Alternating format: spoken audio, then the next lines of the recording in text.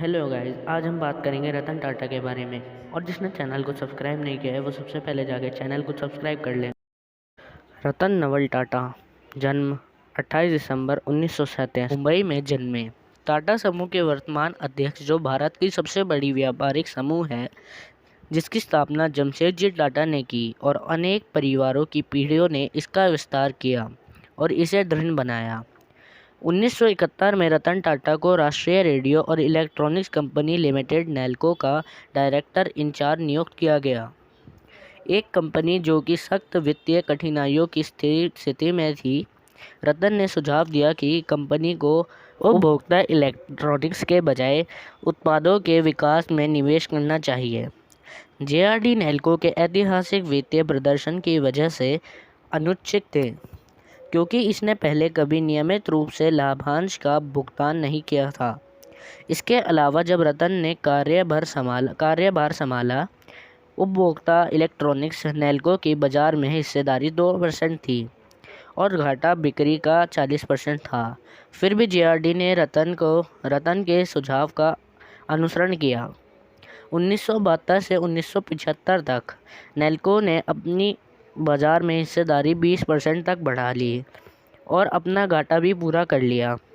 लेकिन 1975 में भारत के प्रधानमंत्री इंदिरा गांधी जी ने आपात स्थिति घोषित कर दी, जिसकी वजह से आर्थिक मंदी आ गई। इसके बाद 1977 में यूनियन की समस्याएं हुई, इसलिए मांग के बढ़ जाने पर भी उत्पादन में सुधार नहीं हो पाया। टाटा ने यूनियन की हड़ताल का सामना किया।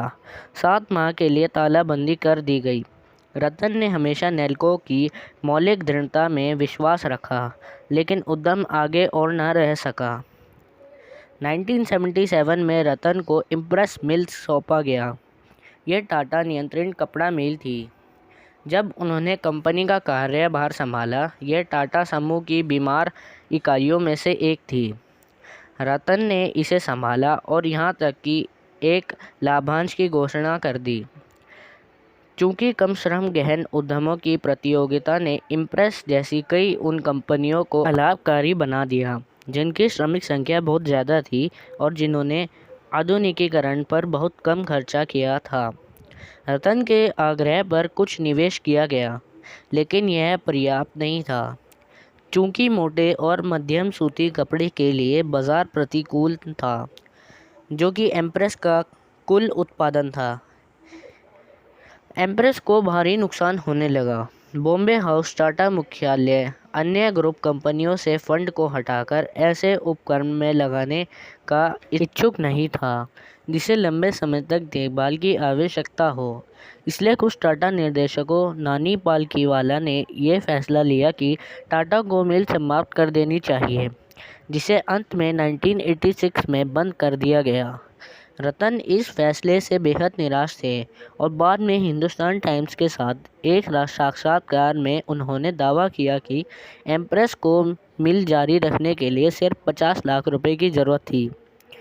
वर्ष 1981 में रतन टाटा इंडस्ट्रीज़ और समूह की अन्य होल्डिंग कंपनियों के अध्यक्ष बनाए गए, जहां वे समूह के कार्यनीतिक विचार समूह के रूपांतरित करने के लिए उत्तरदायी तथा उच्च व्यापारों में नए उद्यमों के तक थे। 1991 में उन्होंने जेआरडी से ग्रुप चेयरमैन का कार्यभार संभाला।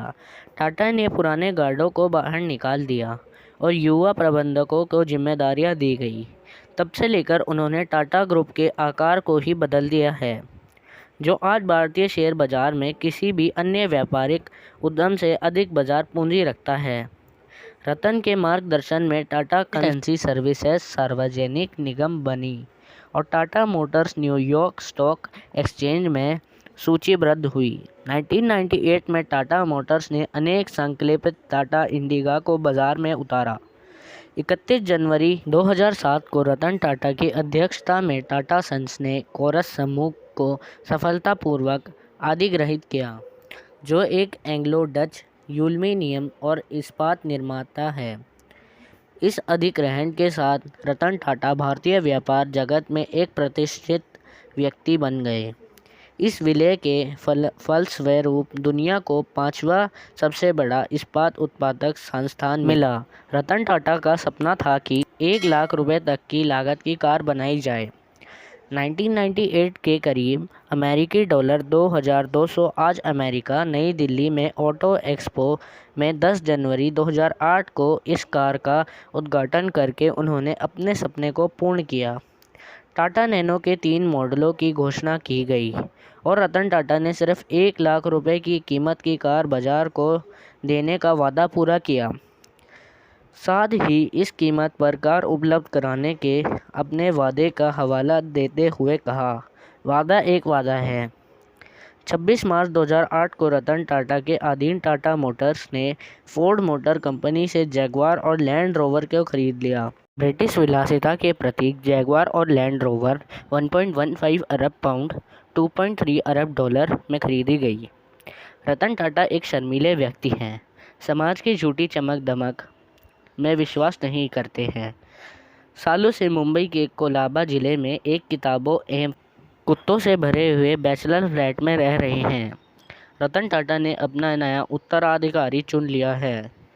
साइरस मिस्त्री रतन टाटा का स्थान लेंगे, लेकिन पूरी तरह उनकी जगह लेने से पहले वो 1 साल तक उनके साथ काम करेंगे।